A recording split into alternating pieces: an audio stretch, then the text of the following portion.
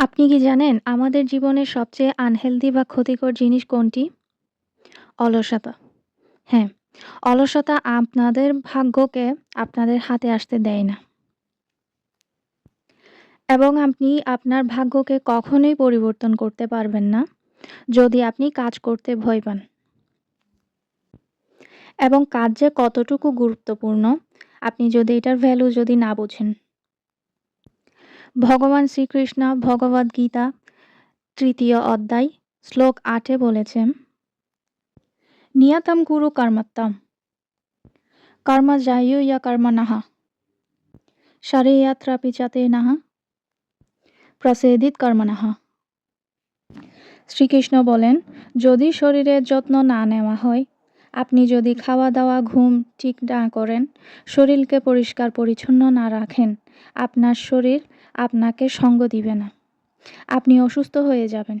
ঠিক একইভাবে আপনি যদি আপনার মনকে পরিষ্কার রাখার চেষ্টা না করেন, আপনি যদি ঠিকমতো মেডিটেশন না করেন, আপনার নেগেটিভ চিন্তাকে বের করার জন্য কাজ না করেন, নিজের সম্পর্কে পজিটিভ কথা না বলেন, আপনার চিন্তা শক্তি কখনোই পরিবর্তন না করেন, আপনার মাইন্ডকে যদি কন্ট্রোল না করেন, তখন এই নেগেটিভ চিন্তাধারা আপনার মধ্যে এত বেশি বেড়ে যাবে যে তখন আপনার মন আপনাকে সঙ্গ দিবে।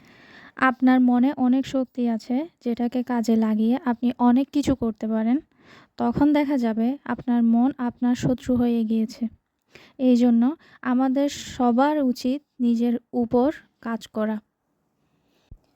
আপনি যখন শরীর ও মনের যত্ন নেবেন, আপনার মনকে এবং আপনার মাইন্ডকে ক্লিয়ার রাখার জন্য কাজ করে যাবেন প্রতিনিয়ত, এরপর দেখবেন আপনি যাই করতে যাবেন না কেন, তার মধ্যে একটা আলাদা শক্তি পাবেন।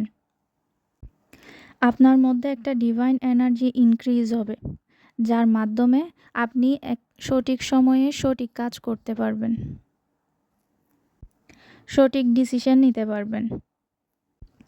আপনার পরিস্থিতি যতই কঠিন হোক না কেন, সেখান থেকে বের হয়ে আসার এবং সমস্যা কাটিয়ে ওঠার একটা মনোবল পাবেন। কারণ আপনার মধ্যে একটা ডিভাইন এনার্জি আছে এবং সেই ডিভাইন এনার্জি আপনাকে দিয়ে সব কিছু করাবে। তখন দেখবেন আপনি কোনো কিছু ম্যানিফেস্ট করলে সেটা খুব তাড়াতাড়ি পরিপূর্ণ হবে।